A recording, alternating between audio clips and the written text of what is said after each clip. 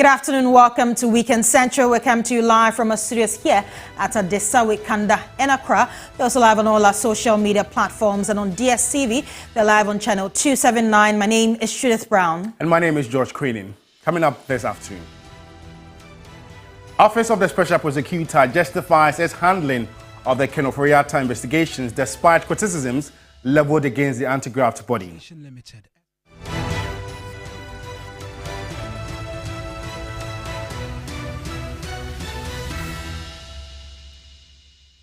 We have details as Public Utilities Regulatory Commission alarmed about an ending pollution of Ghana's water resources. We have details, plus we'll hear from government.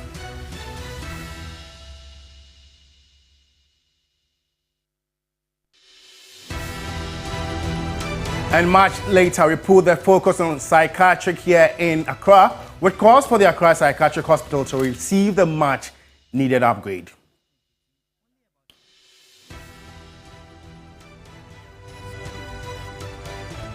We have details of these stories and many more coming up in the next 1 hour to spend your time with me. Remember, we are live on DSTV channel 279.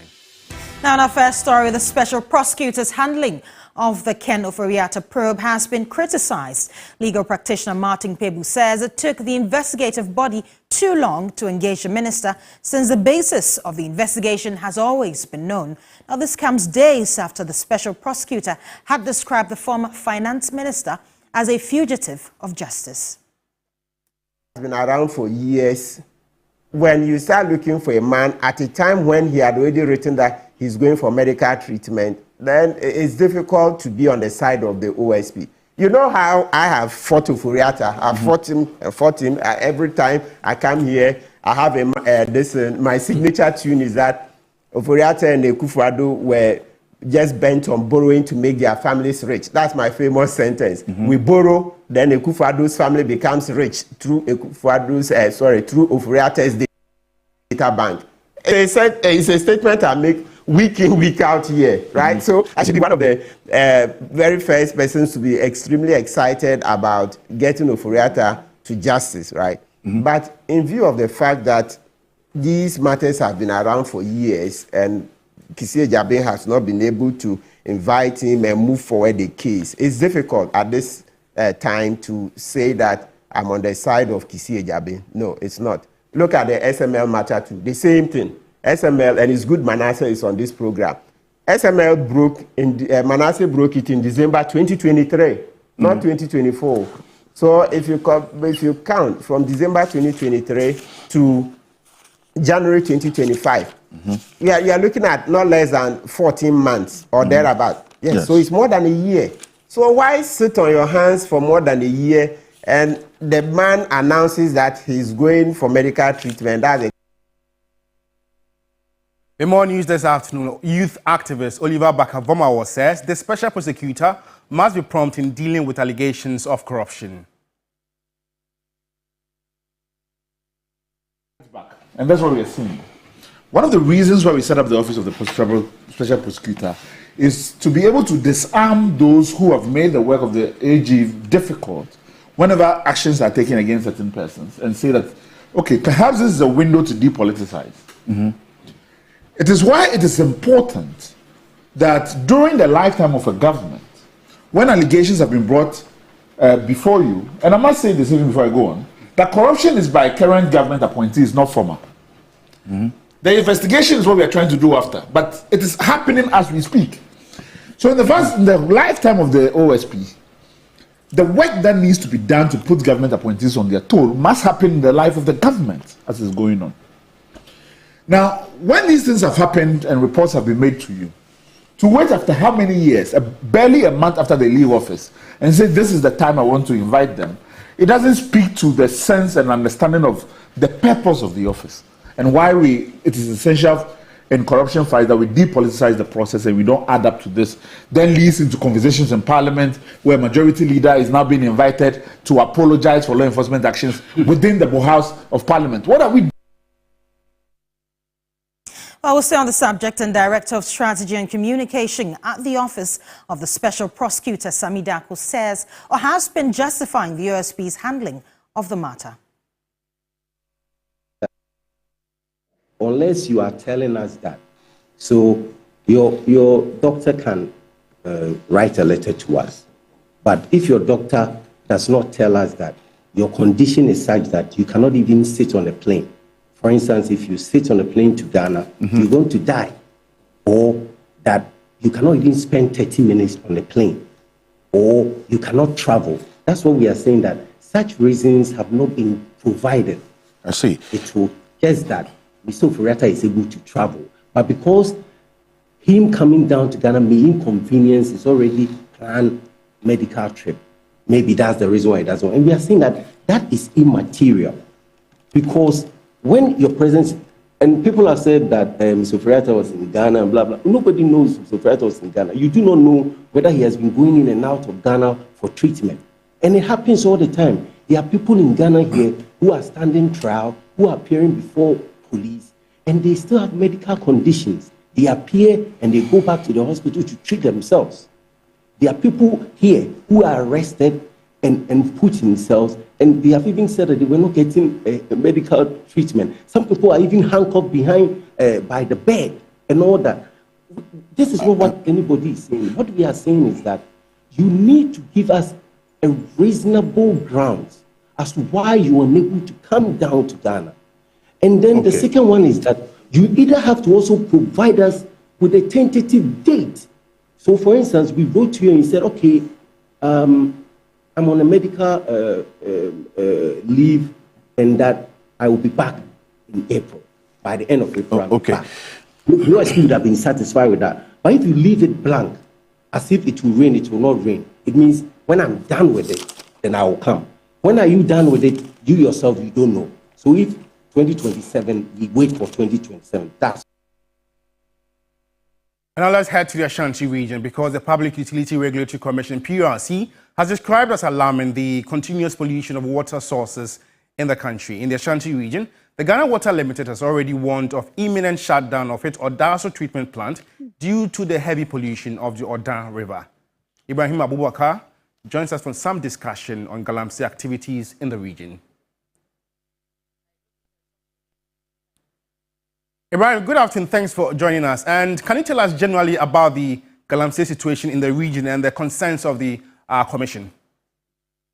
Well, George, we do know that government has renewed the fight against illegal mining, but currently you go to the mining areas and you realize that the activity is still thriving, especially in our forest reserves and water resources. Now, we are talking about Odaso, and this is a treatment plant that serves the people of Obuasi and its environs. And currently, as we speak, because of the high pollution of the Oda River, the Ghana Water Company is able to get only 30% out of the treated water. In fact, they are saying that the general practice is that by the time you are done treating water, you should lose not more than 5% of the water. But this is a case where we are losing about 70% of the water. And it's not about even losing 70%.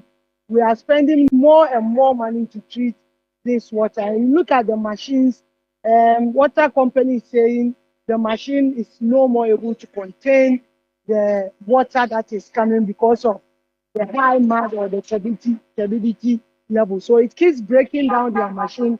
And you go to Obuasi, one thing you observe is that there is water rationing there because they are unable to produce enough to supply Obuasi and its environs. That's why they were saying if we do not take time and we do not bring a halt in these activities, then maybe in some months' time, we will see Ghana Water Limited shutting down these machines. Now, they also lodged complaint to PURC and they went there to do their checks. And they are also not happy with what they saw. And they said it's time and there is a holistic approach in fighting this illegal mining activity. We spoke to the PRO, Ashanti Regional PRO of PURC, about their findings when they went to Odaso. Let's take a listen to what they have been telling us. Looking at the recent Galamsey issues that are affecting Ghana Water, The Commission is very much aware of it. PURC has taken steps to that effect. Ghana Water wrote to the Commission, especially with the Odasu treatment plant on the imminent shutdown of the place due to Galamsey activities. And the Commission in general constituted a team to visit the site to ascertain the truth or otherwise of the letter we received from Ghana Water Limited. And it was really true. We got there and it was a very, very bad situation, checking the turbidity of the water and other stuff. Ibrahim, we know the Ashanti is worried about the situation and he has been holding meetings with government officials. Tell us more about that. Well, he was complaining about the state of Galamsey in the country and also how people are going into forest reserve and destroying water bodies with impunity. In fact, he even mentioned that he has not been excluded from the effect of illegal mining because currently a concession that he has that he even intends to give out for proper mining activities have been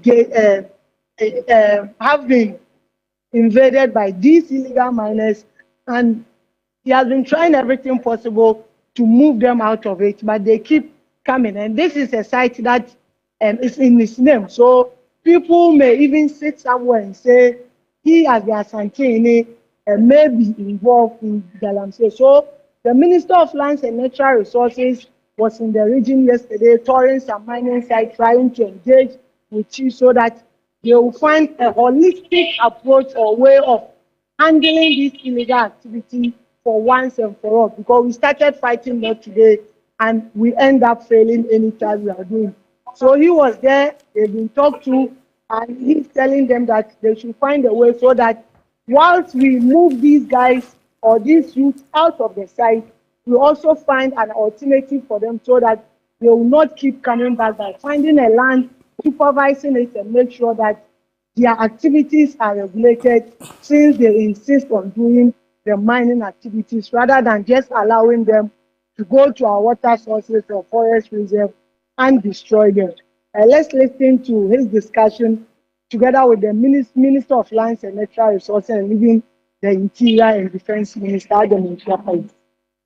One session, I said, Madam, and Crawford, Matthias and Crawford, where Galamsey was Miss Winimo. So near call. Concessions we had the amount of Akokra may have said, and Crawford, I say, where Galamsey was.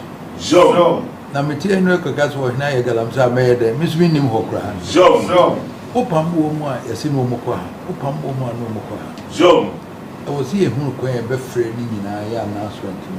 Would be a and penny for not do Moko or Yam Pew will be answered on my report.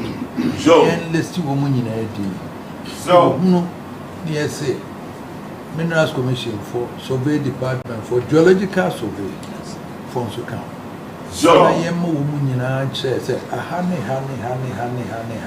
and a year. If you had a year, a be. So, you're free woman, small scale mining for any woman, as in a had a allocate yama. Near supervisor.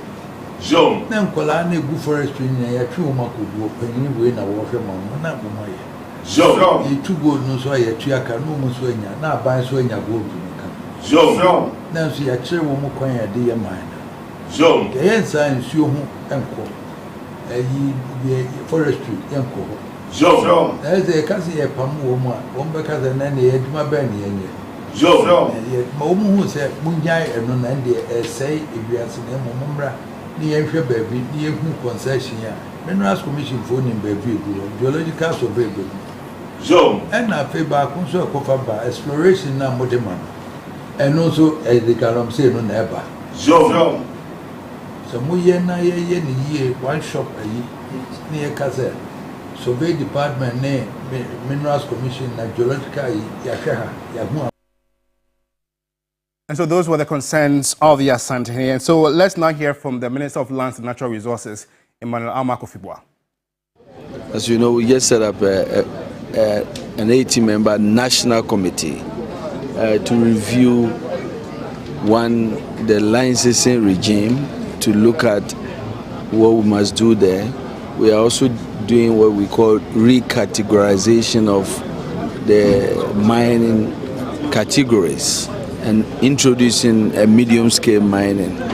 There are efforts we want to do to the community mining scheme that was brought. We need to revisit it and create a more community involvement, call it community cooperatives, and to ensure that indeed when we say it's community mining, it is the community that is really in the forefront of it. But we also want to make sure that we give them training, working with Geological Survey and the Minerals Commission to identify rare mineralized areas so that they can be more organized and managed properly with proper training. And with us, we are proposing a gold board, which will be a backstop to buy those gold from this. We'll come back to our regional correspondent to finalize on this very discussion on an imminent water crisis in the region. But let's still stay in the region because the election of the Ashanti regional representative of the Council of State member had to be halted after thugs invaded the voting center and disrupted the process on Tuesday, February 11. This has forced the Electoral Commission to reschedule the election to Monday, February 17. But campaign team from one of the key contenders is resisting the choice of venue for the rerun. The team claims the Regional Coordinating Council is not safe and secured for the re-election. Campaign team member for Nana Nkansa Buedu Lot Inusa Lansa has been addressing the media on the issue. Take a listen. In as much as we are for the rerun of the elections as directed by the Electoral Commission, we are not going to allow the elections to be held at the same venue where Tuesday's one was held. That is the Regional Coordinating Council. We are going to opt for a different venue, which we are for that. Over 100 policemen and women could not pretend over 86 votes. What then is the assurance that come Monday, if these same people are going to superintend or come and police the elections, we can have a logical conclusion. So I think this time around, the military and all other forces must join forces with the police so that we can have a very clean, fair, and violent-free elections this time around. So the elections was held on Tuesday, and per what happened, there is the need for a rerun as they have advised accordingly. We are for it, and we have the total list of the 86 people who voted on that day, 86 assembly members. We have the list, and that is what we are all we all have to go by. Now, Judith joins us for more updates on this very discussion. We head to the Ashanti region. Still there, Ibrahim Abubakar is joining us this time on phone to give us details on this particular matter. And yesterday, Ibrahim, the MPs in the Ashanti region also raised similar concern of the venue. Do we know whether the Electoral Commission will change the venue or the Regional Coordinating Council would be maintained? Well, Judy, the information we are picking now is that the Electoral Commission has proposed a new venue, which is the Prempeh Assembly Hall, and they are hoping that on Monday, that is where the election will be held. And they have also made arrangements for enhanced security because after the incident, almost everybody has been calling for an enhanced security so that we wouldn't witness this unfortunate act that happened on Tuesday. So, through Regional Coordinating Council, which was it or is a security zone, yet people were able to invade and disrupt the process. The venue has now been changed to Prempeh Assembly Hall. In fact, as at this morning when we spoke to EC, because yesterday we heard that another group also secured a court injunction and wanting to serve the EC to even halt the process which has been scheduled to be held on Monday. But when we spoke to the EC this morning, they said they've not received any letter from anybody, and for that matter, on Monday, February 17, the Council of State election in the Ashanti region will be organized, and they are hoping that it will be successful this time around. We do know that 12 people were contesting, and some have already stepped down and giving their support to some of the contenders on Monday. So we hoping to see a very, very peaceful election and eventually Ashanti region being able to elect its representative for the Council of State member. That the EC still intends to go ahead with the process, with the fact that they have not received any notice on that injunction. Have you heard from those who filed that court process about this matter and what they intend to do next? Well, for them, they said they have served the EC duly. They went to the office yesterday, left the letter, well, even though they couldn't meet the regional director, but they have served the commission, and for them, they are hoping that no election process will be held on Monday. And if the EC goes ahead and conduct this election, then they will be, or they will have them sue them for contempt of court, because they are not going to be party of what will happen on Monday. Right, many thanks for your time. My colleague Ibrahim Abubakar has been giving us details on the Council of State elections happening there in Kumasi in the Ashanti region. But let's talk about the budget now. And the Finance Minister has proposed March 11 for the presentation of government's inaugural budget statement for the 2025 fiscal year. Meanwhile, yes, the State of the Nation's address is expected to be delivered on February 27 as communicated by the Office of the President. This was disclosed by Majority Leader Mahama Ayariga in response to an inquiry from Deputy Minority Chief Whip Habib Idrisu on the timelines for these key addresses. I'd like to find out from the Leader of Government Business when the message on the State of the Nation will be presented and when should we be expecting the budget. The Minister for Finance has indicated that he would want to present the budget either on the 10th or 11th, but I told him the 10th is a Monday, and since we don't sit on Mondays, 11 March is a more appropriate date for him to present the budget. So 11 March is the date that the minister proposes to bring the budget to us for consideration. The Office of the President has also communicated that the State of the Nation address, if we are available as a House, can be presented on the 27th of February. On the 27th of February. So that is the provision, the provisional date that is the Office of the President has communicated to us regarding the presentation of the State of the Nation by His Excellency the President.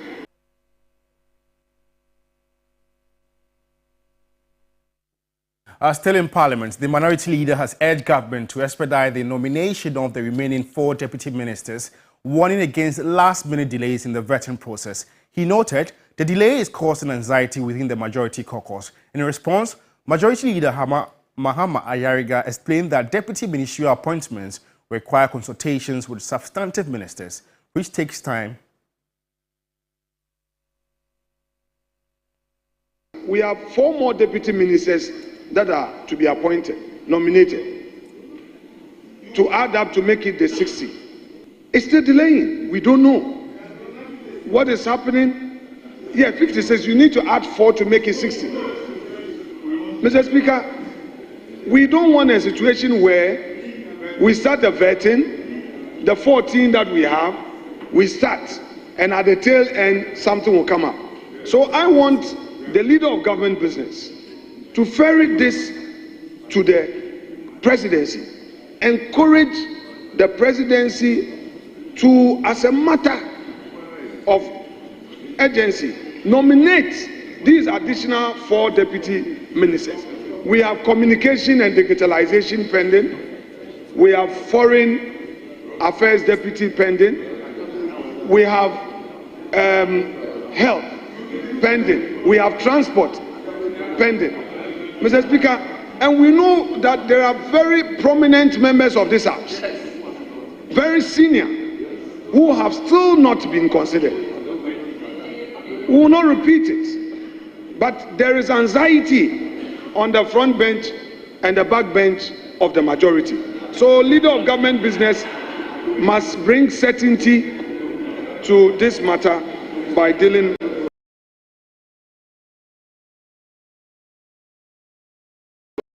with it. Mr. Speaker, I believe the Minority Leader is aware of Article 79 of the Constitution. Article 79 of the Constitution says the President may, in consultation with a Minister of State and with the prior approval of Parliament, appoint one or more deputy ministers. So the appointment of a deputy minister has to be done in consultation with the substantive minister. So the nominations for deputy ministers cannot come at the same speed that those of the substantive ministers came. So take your time. The President is consulting his ministers, and after the consultation, he will bring you the names.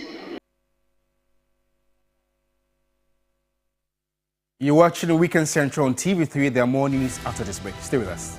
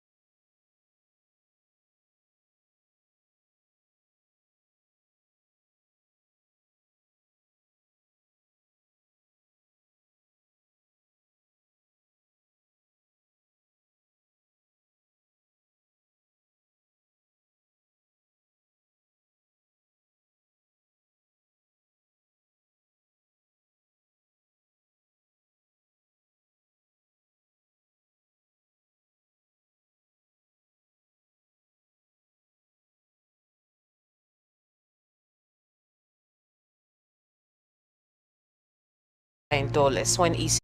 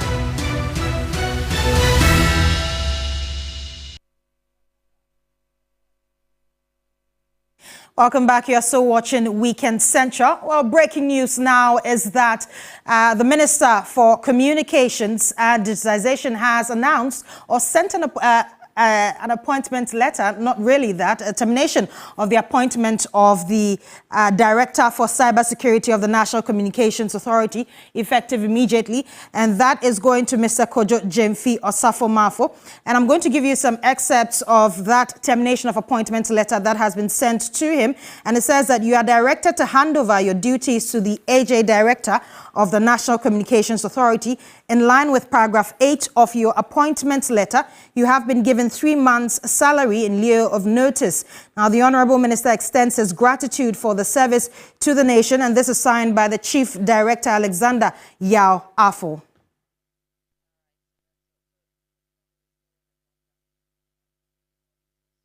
I'll bring you more details of this in our subsequent bulletins. But moving on, Minister of Education, Haruna Idrisu, says the Minister or Ministry of Finance will succeed in its engagement with the International Monetary Fund to uncap the Ghana Education Trust Fund, GET Fund, to finance education in Ghana. Now, according to him, the formula for distribution, 40% of funds would be allocated for tertiary education and 25% to finance the free senior high school education. Speaking at the Teachers Sponsors Appreciation Awards in Accra, the minister said a number of programs listed in the manifesto of the NDC would be rolled out this year. It is also my prayer and desire that the Minister of Finance will succeed in engaging with the IMF for us to uncap the GET Fund so that I can make additional resources available to finance education generally.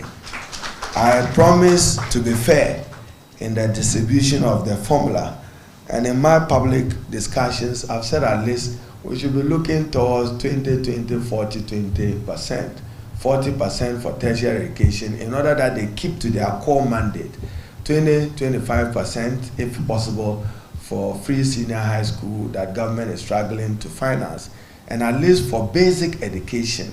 I mean, 30 years after we launched the 1992 Constitution, we promised the people of Ghana that free compulsory universal basic education. We are not there yet, and all of us must be challenged that Ghana still has some poverty levels in literacy and numeracy at the foundation level.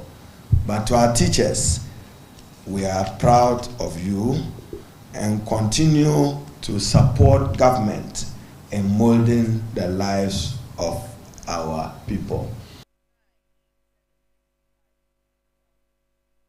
And our civil society organizations led by the Economic Governance Platform have introduced the Public Debt Tracker and the IMF Bailout Dashboard to provide real-time data on Ghana's public debt stock. The dashboard will also track the status of the country's ongoing $3 billion extended credit facility bailout from the International Monetary Fund, IMF. The Public Debt Tracker is coming just a few days after the team from the International Monetary Fund, IMF, led by Mission Chief Stefan Rode, concluded a visit to Ghana. Coordinator of the Economic Governance Platform, Abdul Karim Mohammed, said that the technical nature of public financial management has often limited discussions to a selected few.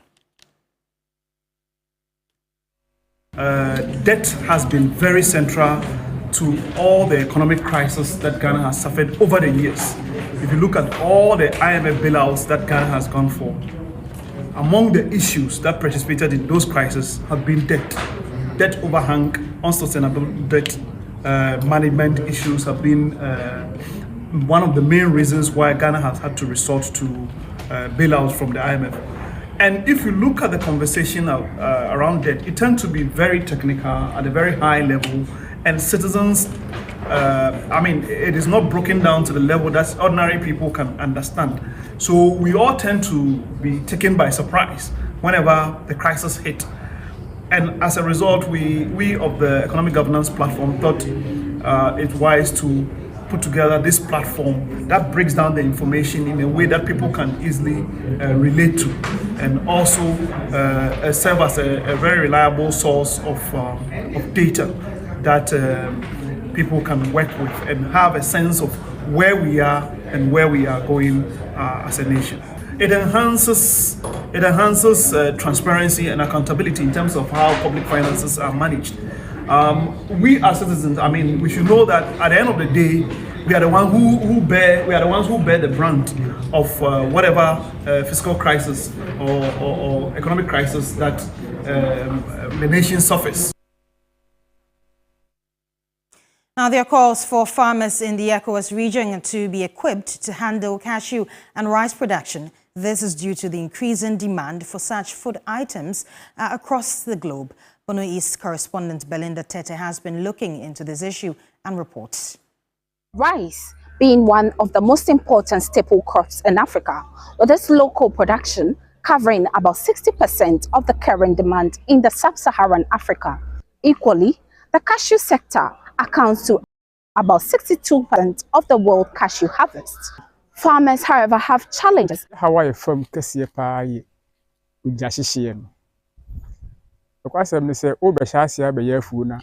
major challenge is bushfires. Especially when you start planting on a virgin land, you first have to plant maize before you can start with the planting of the cashew. Also, pests attack the cashew when you start planting it. So to be on the safer side, you will need to invest in pesticide for you to be able to have a bumper harvest. Sometimes the little you get from the harvest is not enough to purchase pesticide to spray the farm. Because the government is not invested in cashew farming, the buyers come with their own pricing.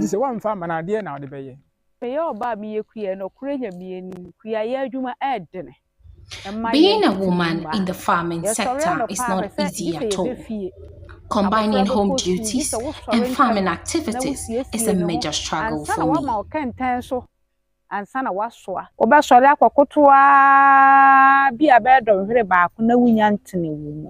With global and regional demand for cashew and rice constantly rising, training for production and processing becomes a priority for creation of employment and wealth in the ECOWAS region. A market-oriented value chain for job and growth in the ECOWAS region to strengthen resilient and sustainable value chain in West Africa.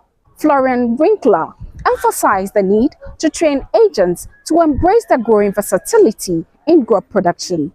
We are seeking to capacitate. That means we are seeking to train them and become change agents for these value chains in the region. On these two value chains, because they have both, with a slightly different twist, a market perspective.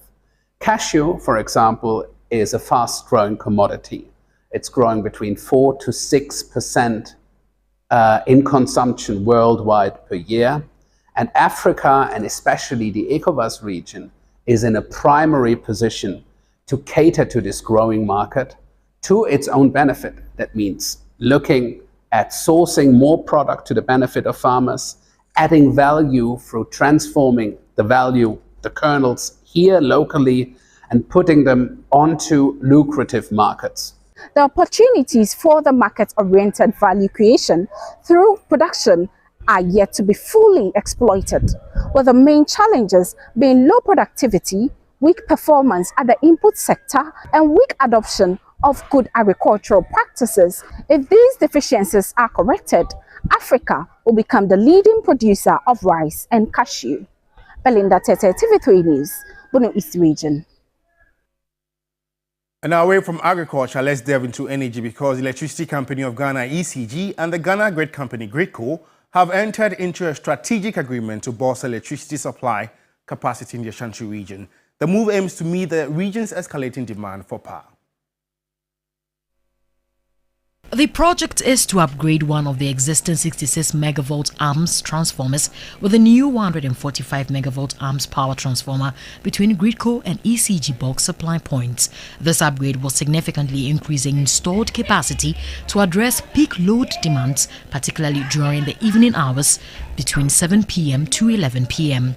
Previously, the 66 megavolt arms transformers at the Awomaso bulk supply point BSP were often strained to their maximum capacity during peak periods. By upgrading the 66 megavolt arms transformer, the total installed capacity will rise to 145 megavolt arms, enhancing supply reliability across the region and improving supply stability in the greater Kumasi metropolis. Ashanti SAP transmission manager of the ECG, engineer Peter Kofi Fletcher, said this will go a long way in improving the current situation. When you have a fault somewhere on the line, transferring between the Reg BSP and Almost BSP is tight.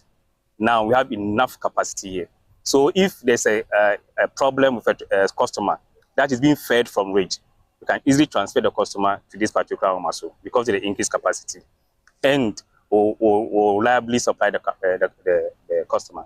He urged the public and road building constructors to inform ECG as most of their cables are underground before commencing work. We are running a line where we have transformers, connecting points, poles and all that, where third parties are breaking our lines, knocking our poles down and all that. So those may still persist. When this happens, we're able to quickly transfer the customers onto another supply. Okay, so the customers will not see any long outage whilst we fix this one. So it means after fixing, we have to come back. Let's do some health now. And childhood cancer profoundly impacts families, especially in Ghana, where many face emotional and financial challenges in securing treatment. Now, as the world observes International Childhood Cancer Day, Safwa Boahene in this report highlights the struggles of parents dealing with harsh realities of childhood cancer, emphasizing the need for improved healthcare support. July 2, 2020 is a day Jane Williams will never forget. The day she lost her only daughter to childhood cancer. I could hear her heartbeat from where I was lying. So I asked her, "Are you okay?" She said no. I've not witnessed somebody dying before, and she's somebody who plays around a lot. So when I came to the bedroom and saw what she was doing on the bed, I thought she was playing. So fortunately, my mother-in-law and my mom were around. So when I went to pick the cloth, I told them what was happening in the room. So they came with me, and they are adults, so they told me that she's actually dying. I was like, oh. From that moment, I think I became numb. I remember vividly because it's still fresh. Growing up, sometimes we hear that when people are coming to go, they take 3 breaths and all that. I thought it was just some fiction or what people say, but I witnessed it myself. The first one was okay, second one, but the last one was like a very big heave, like, and then. Though the journey was far from easy, the financial burdens that accompany the illness were particularly heavy. Every medication, for every treatment, for every diagnosis, for every investigations that was done, we paid cash for it. During my time, that is 2019-2020, MRI was 2,050 at that time, and we did about 12 of them. And the radiation, that's the radiotherapy, we had about 17 sessions. And as for buying of the chemotherapy itself was also capital intensive. Similarly, Lodina, a mother of 5, is enduring a heartbreaking struggle as she watches a 3-month-old baby, Desmond, fight retinoblastoma, a type of eye cancer. Living in a small town of Begro, where her family relies on cocoa farming, she finds it difficult to gather enough money for treatment and survival. She shares how challenging it has been to raise funds for this urgent cause. I'm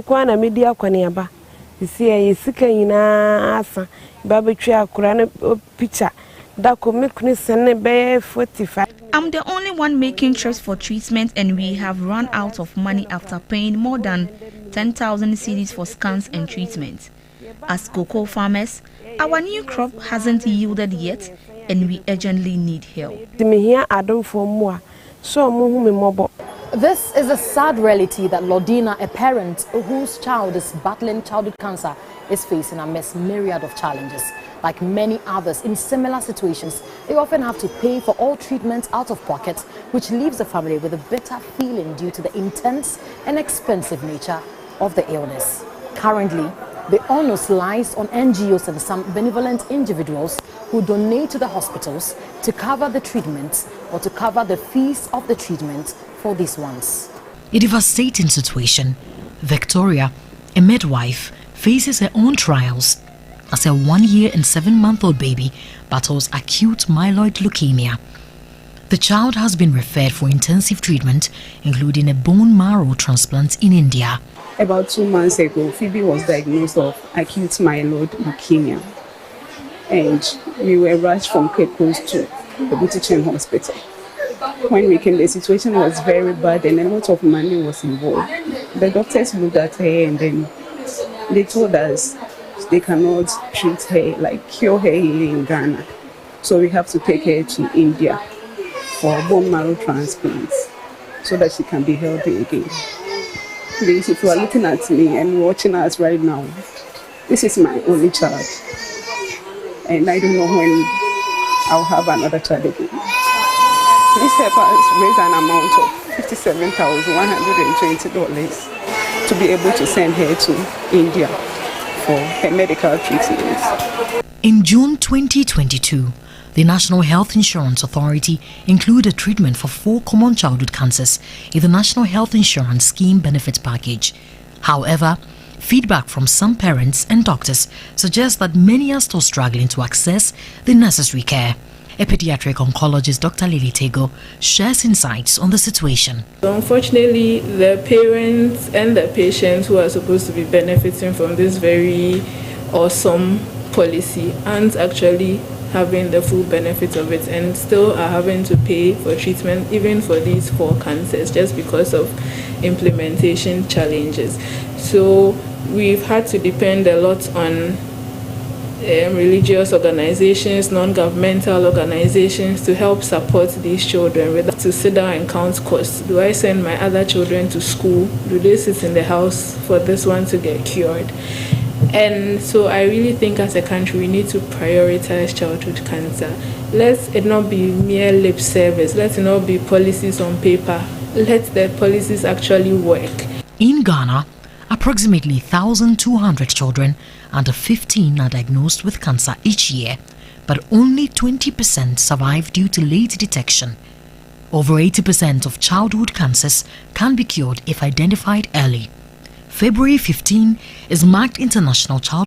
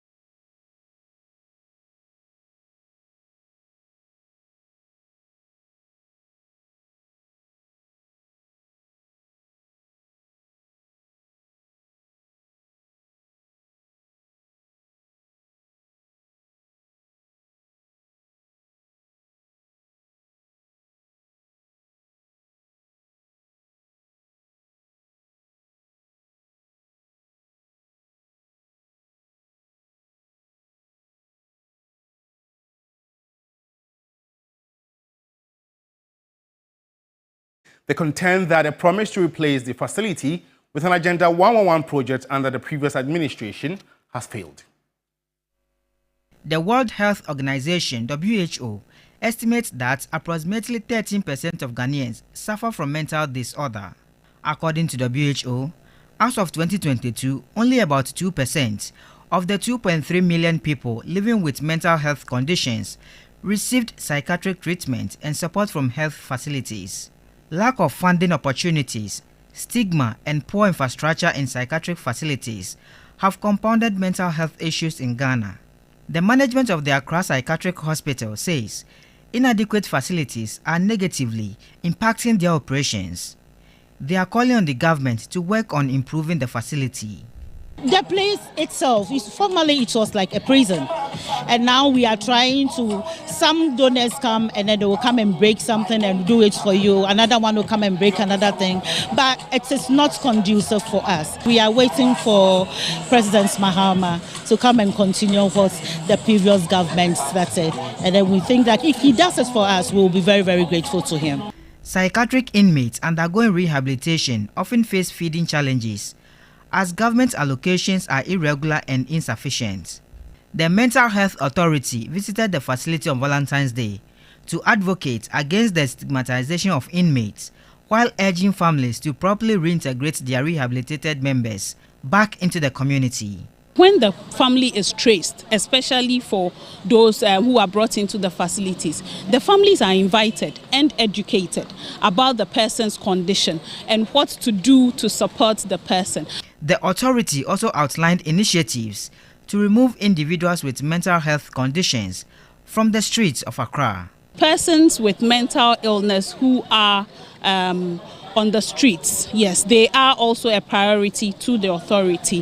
There is work being done. Obviously, we still see people on the street. So the authority is aware of this. The authority is moving in the right direction to help curb this situation. It's so important that we can preach on what mental health is, so we can embrace our community, because when we all love each other, we can show more support to everyone who has some type of condition.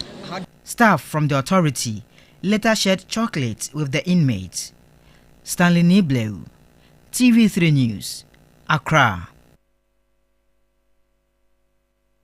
In other news, the Ghana Library Authority has, as part of its initiative to bolster youth engagement in digital marketing, has organized a digital entrepreneurship program to train some youth of the Bono East region. Belinda Tete reports from the Bono East region. The Ghana Library Authority has gone beyond its mandate to train some youth in the Bono East region, intended to equip them with digital tools for smart business growth. The regional director, Charlotte Nsiantebri, emphasized the need to train the youth so they can fit into the dynamics of digital markets to reduce the spate of unemployment in the country. Our intent is to have the youth to get something doing after school. You don't have to wait. All of us will not get these white collar jobs. And so with this, and even with the white collar job, you can still add something in addition to get more money. And so we are creating a club now from 14 to 24 years, the youth to come together. We create a platform where we'll be mentoring them with those who have made it, entrepreneurs who have successfully made it, so that they will mentor them to become big entrepreneurs in future. The CEO of Agrico Hub, George Entribwe Siaku, encouraged the promotion of digital entrepreneurship among the youth. One of the greatest capital a young person will have is the social capital. So it's about who you have served before, who you have worked with, and how you can leverage the network that you build among people to be able to actually build your personal life. And I actually told them that I am a testament of somebody that believes in service. If you serve your community, if you serve people around you, if you serve the elderly, they also connect you to opportunities and a lot of things that will aid your life as a young person. Every young person wants to thrive, but as a young person, for you to thrive, you need opportunity, and that opportunity don't just come. It comes sometimes through service. Sheikh Che Idris Mubarak, who was a participant, lauded the initiative but urged for consistency in the program so as to help train more youth in the digital marketing space. I am elated that Ghana Library Authority has decided to take it upon themselves to train some Ghanaian youth.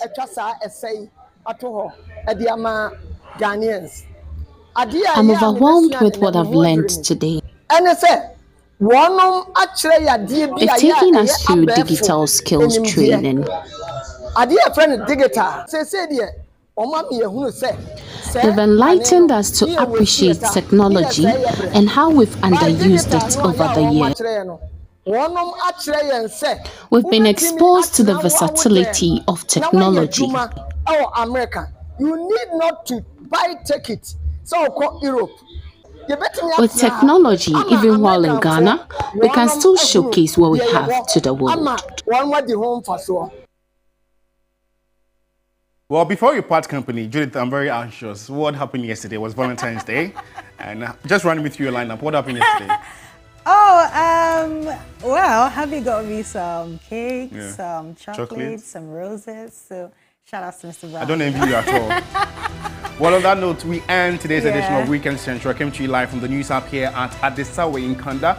More news update, just log on to our website. It's 3news.com. My name is Josh Queenan. And I'm Judith Brown. Pleasure coming to you always. Meet us same time tomorrow for Weekend Central. Bye-bye. Bye.